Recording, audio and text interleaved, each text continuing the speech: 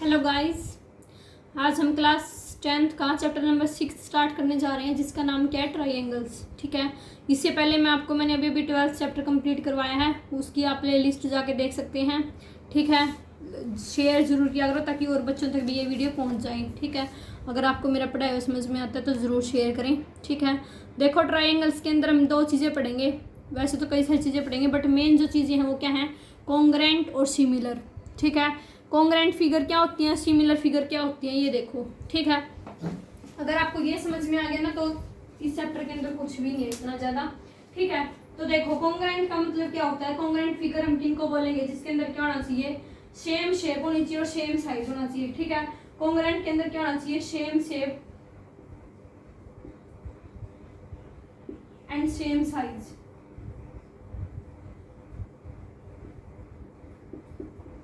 ठीक है, शेप भी सेम होनी चाहिए और साइज भी सेम होना चाहिए। उन फिगर्स को हम कैसे बोल देंगे, कॉन्ग्रेंट फिगर बोल देंगे। ठीक है, लेकिन सिमिलर फिगर के अंदर क्या होता है, सिमिलर शेप के अंदर क्या होता है, सेम शेप होती है। क्या होता है, same shape but not necessary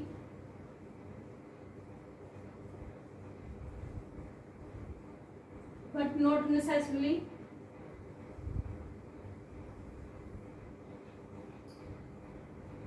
the same size। ठीक है, कॉन्ग्रेंट के अंदर क्या होता है, सेम शेप होती है, सेम साइज होता है, बट सिमिलर के अंदर जरूरी नहीं है सेम शेप होना, तो जरूरी है, बट साइज का सेम होना कोई जरूरी नहीं है। ठीक है, अब देखो मैं आपको कुछ फिगर देती हूँ। देखो, जैसे मैंने सर्कल लिया, ठीक है, सर्कल एक, इसके अंदर ये दूसरा सर्कल ले लिया। ठीक है, ये हमारे पास सर्कल हो गए। ठीक है, या फिर ये बोलो ये इस तरीके से दो सर्कल हो गए। ठीक है, सर्कल के अंदर देखो इनकी शेप तो कैसी है, सेम है, शेप सेम है, बट साइज क्या इनका सेम है, साइज सेम नहीं है। तो इसका मतलब ये जो फिगर है ये हमारे पास कैसी है, नॉट कॉन्ग्रेंट, नॉट कॉन्ग्रेंट। ठीक है, लेकिन क्या है, शेप सेम है, साइज का कोई मायने नहीं रखता, तो वो हमारे पास कैसी हो जाती है, सिमिलर हो जाती है। ठीक है, तो ये सर्कल जो है हमारे पास वो कैसा है, सिमिलर है।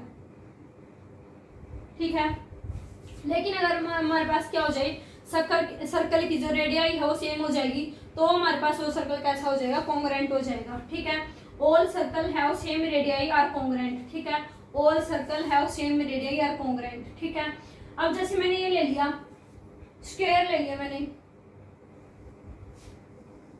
ठीक है, ये दो स्क्वायर ले लिए मैंने, इन दोनों स्क्वायर की शेप तो क्या है, सेम है, बट साइज क्या है, डिफरेंट है। तो ये दोनों भी कॉन्ग्रेंट तो नहीं है। ठीक है, कॉन्ग्रेंट तो नहीं है, not congruent but similar.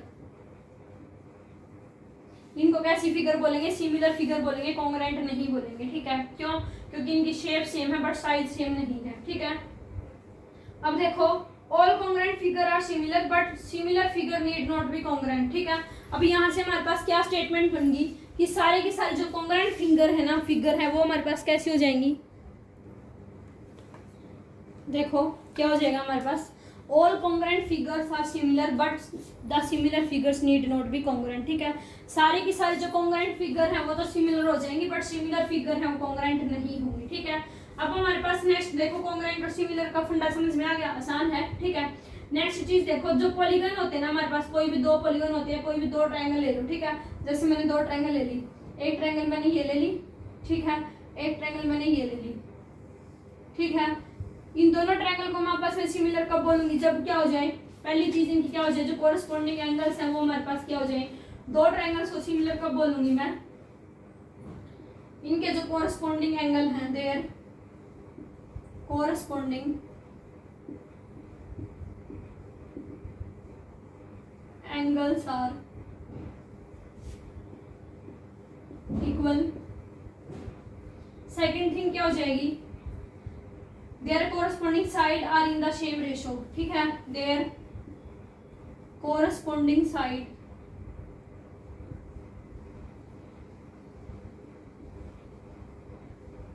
are in the same ratio। ठीक है, पहली थिंग क्या है कि जो कोरस्पॉन्डिंग एंगल है वो इक्वल होना चाहिए। दूसरी थिंग क्या है कि जो कोरस्पॉन्डिंग साइड है उनका जो रेशियो वो क्या होना चाहिए, सेम होना चाहिए। ठीक है, अब कोरस्पॉन्डिंग एंगल देखो कौन कौन से होंगे। कोरस्पॉन्डिंग एंगल हमारे इस थ्योरम को हम क्या बोलते हैं, बेसिक प्रोपोर्शनैलिटी थ्योरम बोलते हैं। ठीक है, कि जो रेशियो है टू कोरस्पॉन्डिंग साइड का into equilateral triangles is always same. ठीक है, जो रेशियो होता है वो हमारे पास क्या होता है, सेम होता है। ठीक है, तो उसको हम क्या बोलते हैं, बेसिक प्रोपोर्शनैलिटी थ्योरम बोलते हैं। क्या बोलते हैं, बेसिक प्रोपोर्शनैलिटी थ्योरम।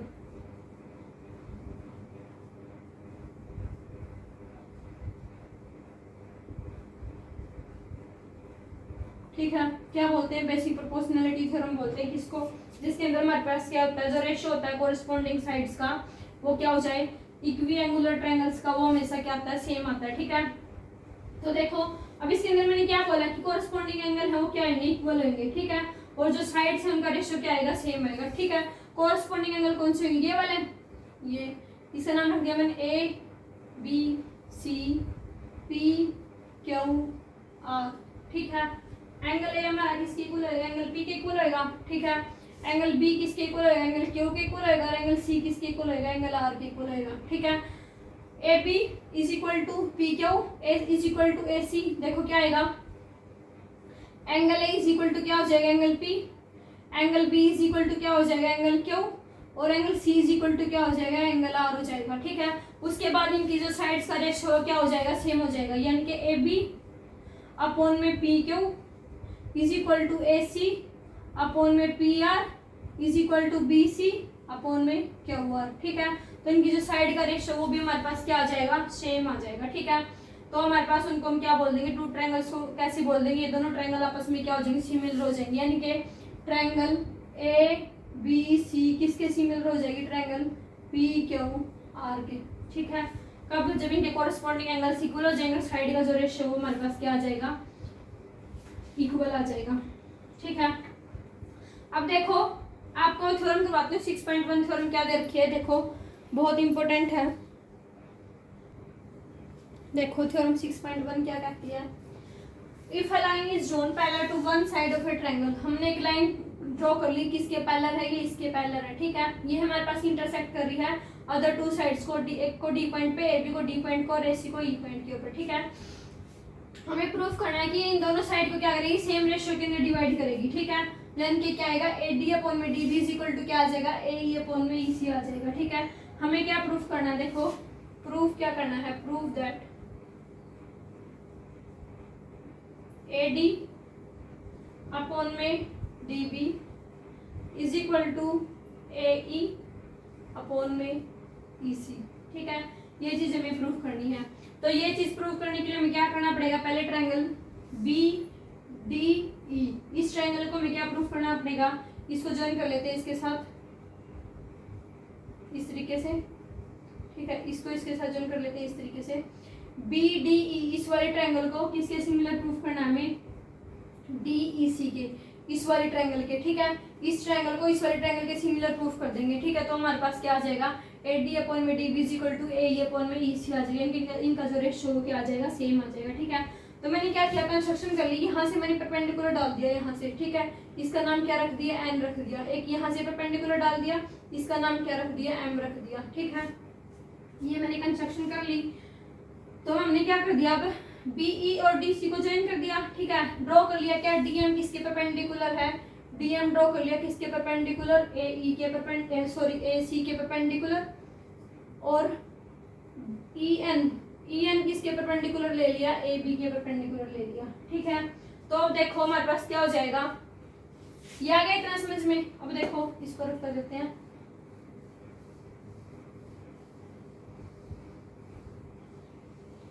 ये चीज हमें प्रूफ करनी है। ठीक है, तो देखो हम क्या करेंगे, मैंने लिया triangle A D E,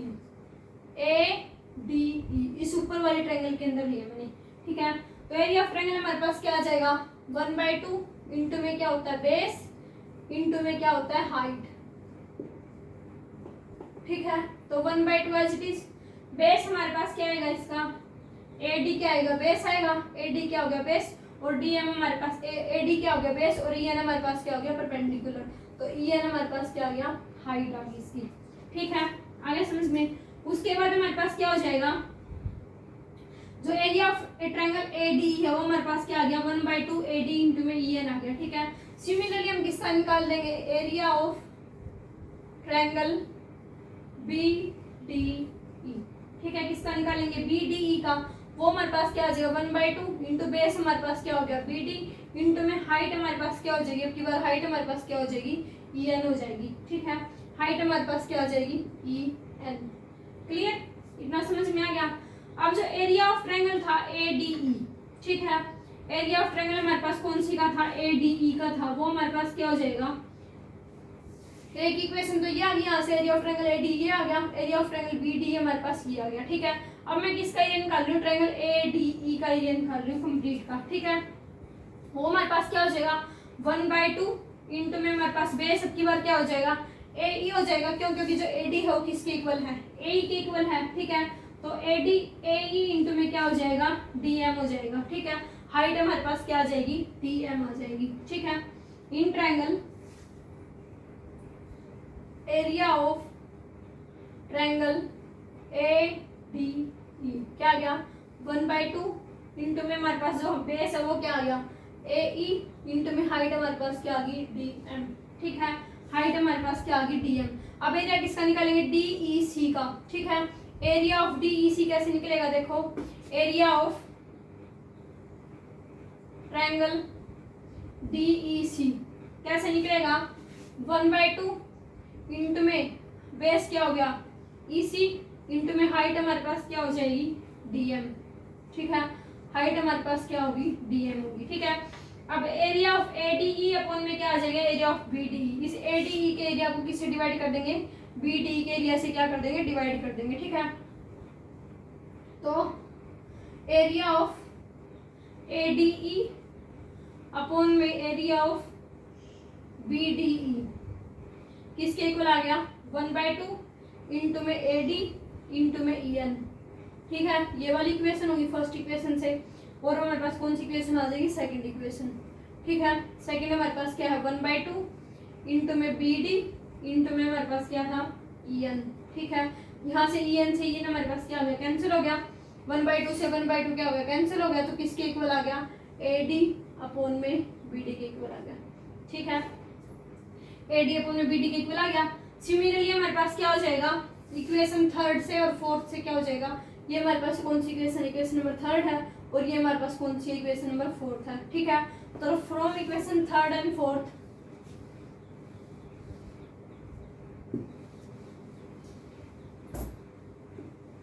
from equation third and fourth क्या आ गया एरिया ऑफ ADE अपॉन में एरिया ऑफ DEC किसके इक्वल आ गया 1/2 इंटू में क्या आ जाएगा EN इंटू में क्या आ गया सॉरी AD इंटू में क्या आ जाएगा DM।